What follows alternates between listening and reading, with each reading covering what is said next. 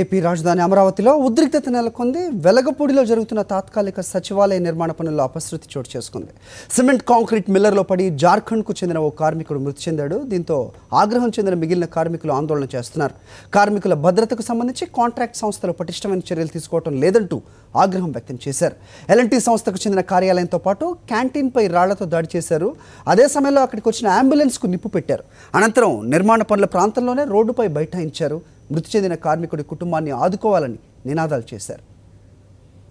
దీనిపై పూర్తి వివరాలు మా కరెస్పాండెంట్ రవీందర్ అడిగి తెలుసుకుందాం. రవీందర్, ప్రస్తుతం పరిస్థితి అక్కడ ఎలా ఉంది? అధికారులు ఎవరైనా స్పందించారా? ఇప్పటివరకు అయితే ఏ ఒక్క అధికారి కూడా స్పందించిన దాఖలా లేవు. అంటే ప్రస్తుతం జరుగుతున్న ఉద్రిక్త పరిస్థితిని కంట్రోల్ చేసేందుకు మాత్రం ఆర్టీఓ భాస్కర్ నాయుడు అలాగే డిఎస్పీ మధుసూదనరావు ప్రస్తుతం సంఘటన స్థలానికి చేరుకున్నారు. కానీ ఎవరైతే చనిపోయిన జాగ్రత్త సంబంధించిన కార్మికులు ఉన్నాడో అతనికి సంబంధించిన ఎలాంటి హామీ ఇవ్వడం కానీ ప్రభుత్వం వైపు నుంచి నష్టపరిహారం ఇచ్చే దానికి సంబంధించిన ఎలాంటి ప్రకటన కూడా ప్రస్తుతానికి అయితే చేయలేదు. అయితే కార్మికులంతా కూడా ఇంకా ఆందోళన వ్యక్తం చేస్తున్నారు.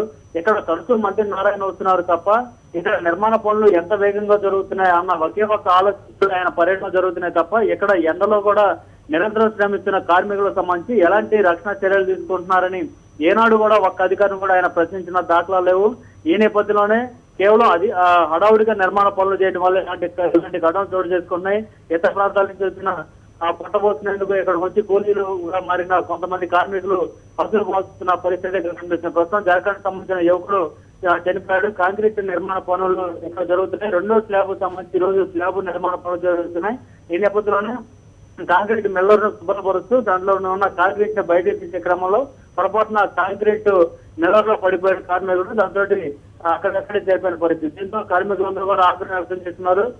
ఈ అనేక మార్లు ఘటన చోటు చేసుకున్నా కూడా ఎందుకని పటిష్టమైన చర్యలు తీసుకోవట్లేదంటూ ఆగ్రహం వ్యక్తం చేస్తూ అక్కడ ఎల్ఎన్టీ సంస్థలకు సంబంధించిన క్యాంటీన్ తో పాటు కార్యాలయాన్ని అద్దాలు ధ్వంసం చేశారు. అదే సమయంలో అక్కడే ఉన్న ఎల్ఎన్టీ సంస్థకు సంబంధించిన అంబులెన్స్ కూడా పూర్తి నిప్పు పెట్టారు.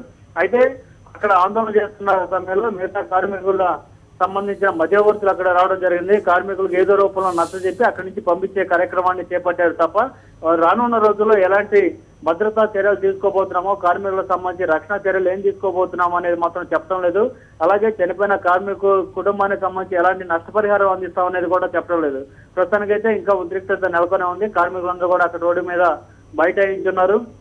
ప్రస్తుతం డిఎస్పీ మధుసూదనరావు ఆర్టీఓ భాస్కర్ నాయుడు వచ్చి వారితో మాట్లాడే ప్రయత్నం చేస్తున్నారు. దీనికి సంబంధించి మరి కొద్దిసేపట్లో ఏదైనా అధికారికంగా ఒక ప్రకటన ఏదైనా వచ్చే అవకాశం ఉందేమో వేచి చూడాల్సిన పరిస్థితి అయితే ఇక్కడ కనిపిస్తుంది. హరి.